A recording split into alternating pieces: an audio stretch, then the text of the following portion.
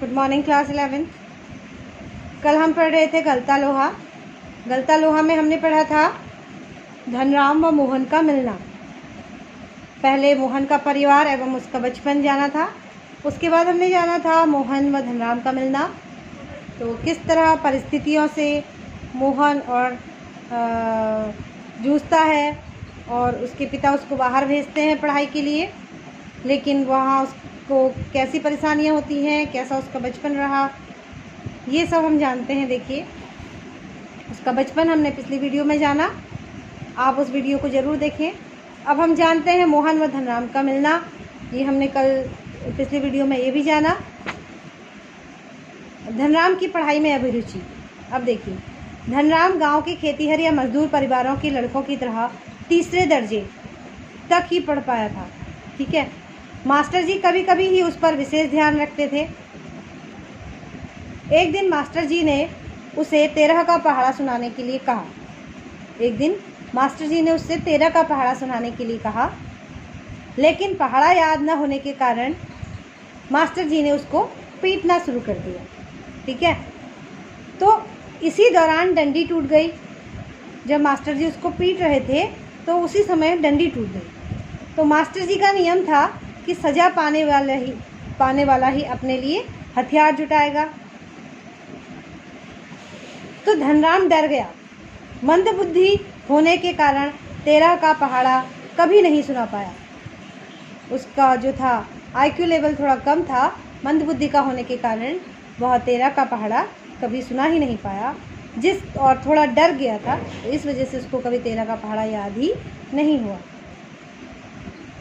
जिस कारण मास्टर जी ने उस पर व्यंग करते हुए कहा कि तेरे दिमाग में तो लोहा भरा है रे, विद्या का ताप कहाँ लगेगा इसमें। यानी कि वह लोहार का बेटा था। तो प्राचीन काल में परंपरा ये थी कि जो पिता का पैतृक पेशा होता था वही पुत्र भी अपनाता था, लेकिन धीरे धीरे आज समाज में ये प्रथा समाप्त हो रही है। बच्चे पढ़ लिख रहे हैं, चाहे वो उनका पैतृक पेशा कुछ भी हो, उनको आज विद्या की स्वतंत्रता है, पढ़ाई की स्वतंत्रता और अपना कार्य चुनने की स्वतंत्रता है। तो इसी तरह उस समय पर ऐसा नहीं था, तो इसलिए मास्टर जी ने उस पर एक कमेंट किया, उस पर एक व्यंग किया कि तेरे दिमाग में तो लोहा भरा है रे, विद्या का ताप तुझसे कहाँ से आएगा, विद्या का ताप इसमें कहाँ से लगेगा।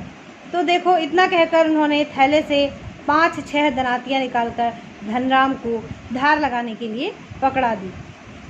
हालांकि धनराम के पिता ने उसे हथौड़े से लेकर घन चलाने तक की विद्या सिखा दी थी। विद्या सिखाने के दौरान मास्टर त्रिलोक सिंह उसे अपनी पसंद का बेत चुनने की छूट देते हैं, परंतु गंगाराम इसका चुनाव स्वयं करते हैं। एक दिन गंगाराम अचानक चल बसे। गंगाराम यानी कि उनके पिता। किसके पिता? धनराम के पिता। अब देखिए,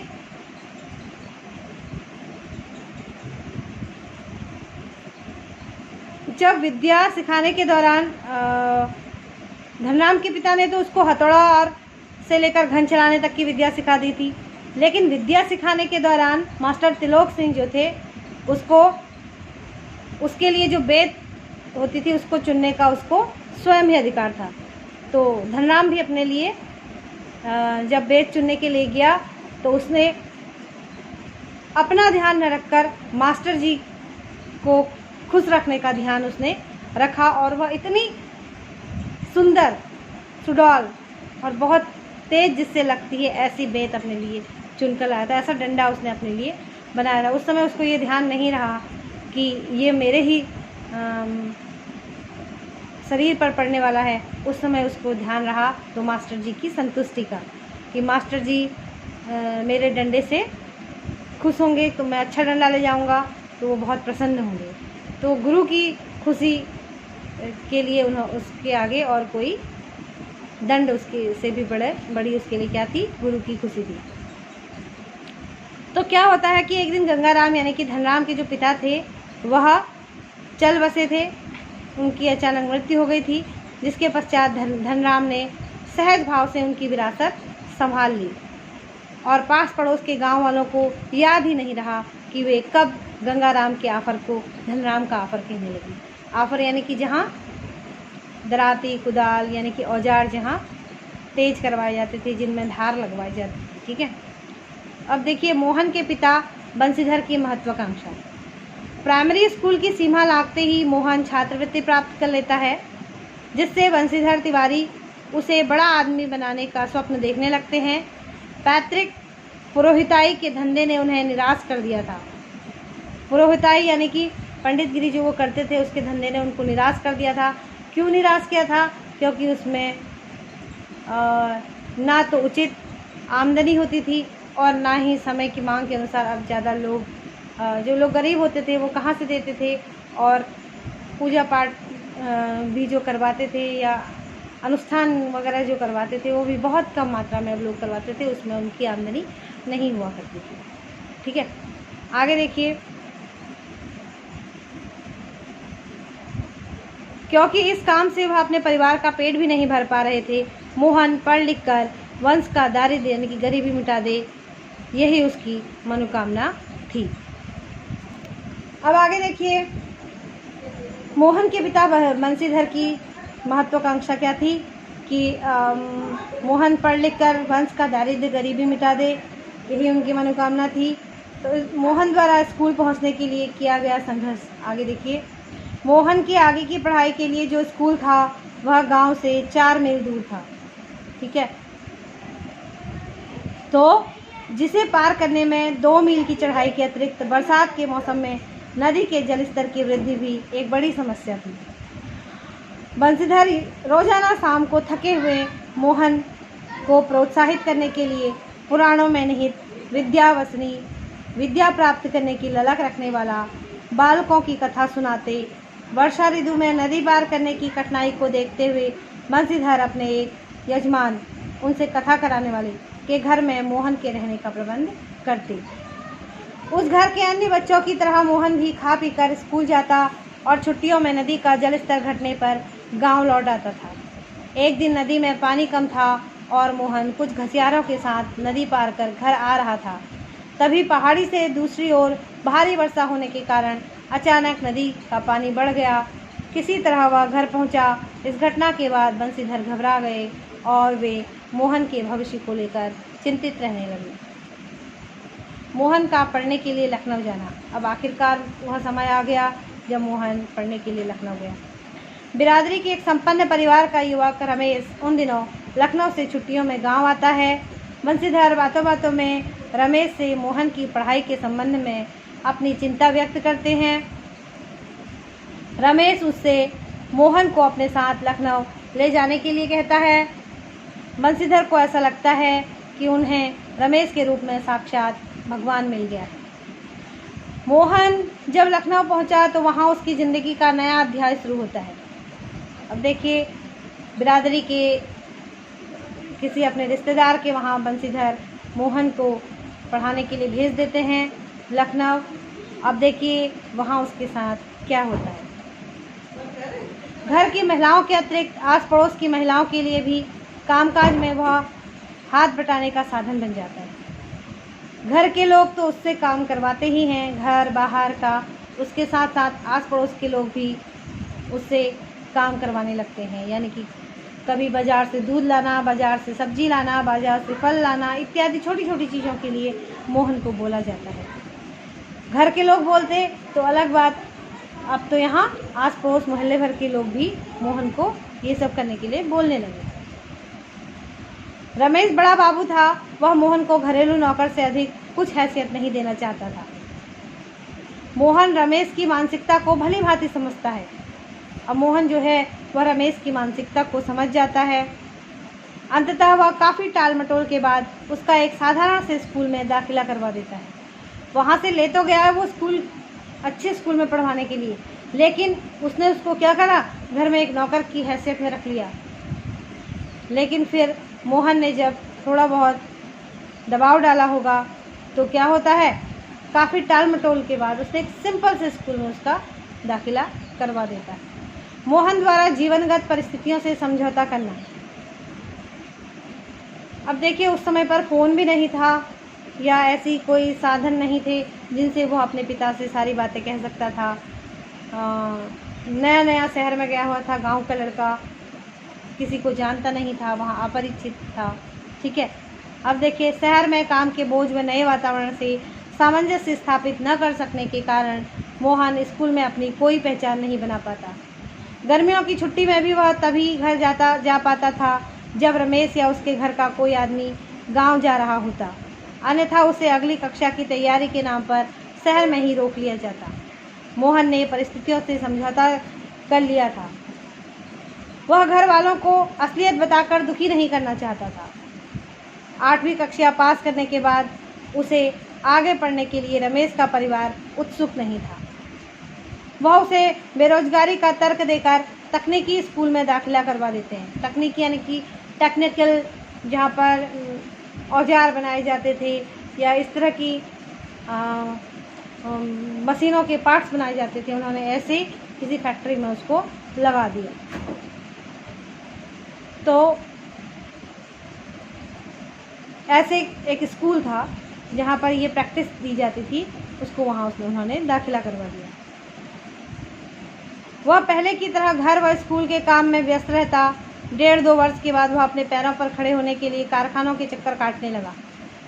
अब वह तकनीकी स्कूल में जाने के बाद अब उसने क्या किया, अब वह नौकरी की तलाश में इधर उधर भटकने लगा। इधर बंसीधर को अपने बेटे के बड़े अफसर बनने की उम्मीद थी। इधर बंसीधर सोच रहे थे मेरा बेटा जो था वो बड़ा अफसर बनेगा, परंतु वास्तविकता का पता चलने पर उन्हें अत्यंत दुख होता है। जब उनको वास्तविकता आखिरकार पता चल जाती है तो इस बात का उनको बहुत ही दुख होता है। जब धनराम मोहन के बारे में उनसे पूछता है तो वह उसे झूठ बोलते हैं कि मोहन सेक्रेटेरिएट में नियुक्त हो गया। यह सुनकर धनराम उनसे यही कहता है कि मोहन लला बचपन से ही बड़े बुद्धिमान थे। तो क्या था, सब उसको बुद्धिमान समझते थे। बुद्धिमान वास्तव में वो था। शहर जाकर क्या हुआ, उसकी जो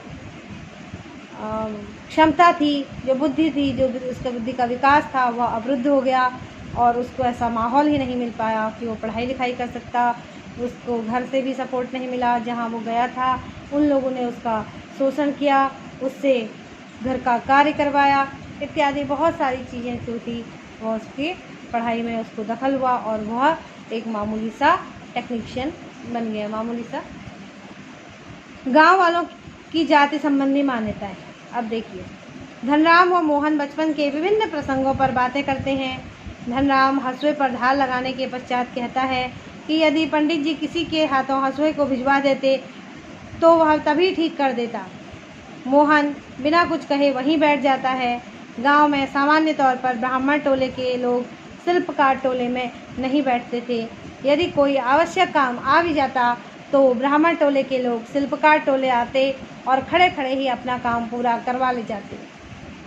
ब्राह्मण टोले के लोगों को शिल्पकार टोले के लोगों द्वारा बैठने के लिए कहना भी अपराध माना जाता था। धनराम मोहन के इस व्यवहार से आश्चर्यचकित तो होता है, किंतु बिना कुछ कहे अपने कार्य में तल्लीन रहता है। अब जब मोहन उसके ऑफर में जाता है हंसुए में धार लगाने, दराती में धार लगाने, तो वो क्या होता है, वहाँ बैठ जाता है उसके ऑफर में। तो उससे क्या होता है, धनराम को आश्चर्य होता है, क्योंकि उस समय क्या प्रथा थी कि ब्राह्मण टोले के लोग शिल्पकार टोले में नहीं जाते थे। अगर जाते भी थे तो खड़े खड़े ही काम करवा लाते थे। और जो शिल्पकार टोले के लोग थे वो ब्राह्मण टोले के लोगों को बैठने के लिए भी नहीं कहते थे। यह भी उनका अपमान था कि अपने यहाँ भी बैठने के लिए कह रहे हैं। लेकिन जब मोहन धनराम के ऑफर में बैठ जाता है तो धनराम को बहुत ही आश्चर्य होता है, लेकिन साथ ही वो मन में यह सोचता है कि शायद मोहन शहर में पढ़ा लिखा है, तो शहर में पढ़े लिखे होने के कारण वह इन रूढ़िवादी विचारधाराओं को नहीं मान रहा हो और वह चुपचाप फिर अपने कार्य में तल्लीन हो जाता है, यानी कि अपने कार्य को करने लग जाता है। अब देखिए मोहन की सृजनात्मकता। धनराम अपनी दुकान पर लोहे की मोटी छड़ को भट्टी में लगाकर गोल बना रहा था, किंतु छड़ निहाई पर ठीक प्रकार से न कसने के कारण ढंग से मुड़ नहीं पा रही थी। मोहन कुछ देर तो देखता रहा और फिर स्वयं दूसरी पकड़ से लोहे को स्थिर करके धनराम के हाथों से हथौड़ा लेता है और नपी तुली चोटों से छड़ को पीटते पीटते गोले के का रूप दे डालता है। अब उसने तो शहर में तकनीकी स्कूल में यही सब सीखा था। अब धनराम को इसका कहाँ पता था। धनराम तो उसको अफसर समझता था। तो उसने क्या किया, जब धनराम छड़ को गोला नहीं बना पा रहा था तो उसने छड़ को अपने हाथों में लिया और नपी तुली चोटों से छड़ को पीटते पीटते गोल रूप दे डाला। मोहन के काम व फुर्ती को देखकर धनराम अवाक रह जाता है। वह पुरोहित खानदान के युवक द्वारा लोहार का काम करने पर आश्चर्यचकित था। धनराम के संकोच व धर्म संकट ने से उदासीन मोहन लोहे के छल्ले की त्रुटिहीन गोलाई की जांच करता है। जब धनराम सोच ही रहा होता है, धर्म संकट में फंसा होता है, इस बात से उदासीन, इस बात को इग्नोर करते हुए मोहन क्या होता है, छल्ले की त्रुटिहीन गोलाई की जांच करता है। हालांकि त्रुटिहीन यानी कि हालांकि उसने कोई भी गलती नहीं की होती है छल्ला बनाने में, लेकिन फिर भी वह उसकी जांच करता है। उसकी आंखों में एक सर्जक की चमक थी। जब वो बना लेता है तो एक सर्जक जो किसी चीज़ का निर्माण करता है, उससे जो उसकी खुशी जो उसके मन में होती है, उसके चेहरे पर साफ दिखती है। तो यही चमक इस समय मोहन की आंखों में भी थी, जिसमें न स्पर्धा थी और न ही किसी प्रकार की हार जीत का भाव। उस समय उसके मन में कोई स्पर्धा नहीं थी, यानी कि धनराम नहीं बना पाया, मैंने बना दिया, इस प्रकार की स्पर्धा उसके मन में नहीं थी और न ही किसी प्रकार की हार जीत का कोई भाव था। तो बच्चों, ये चैप्टर यहीं पर समाप्त होता है। आगे इसके क्वेश्चन आंसर आप करेंगे। तो आपको क्या इस चैप्टर से समझ में आया, क्या आपने इस चैप्टर से जाना, इसको आप ध्यान से सुनिए, समझें और अपने आप से सवाल कीजिए, अपने परिवार की जन से सवाल कीजिए। इसका पहला वीडियो आप ज़रूर देखें। पहले वीडियो में मैंने इसके आगे का भाग बना के भेजा है और दूसरे वीडियो में मैंने ये भेजा है। तो जब तक आप उसे नहीं देखेंगे तो इसको आप नहीं समझ पाएंगे। इसलिए पहला और दूसरा दोनों वीडियो आप बहुत ही ध्यानपूर्वक सुने, जाने, समझें। तब तक के लिए बच्चों, इस वीडियो को यहीं समाप्त करते हैं। Good bye.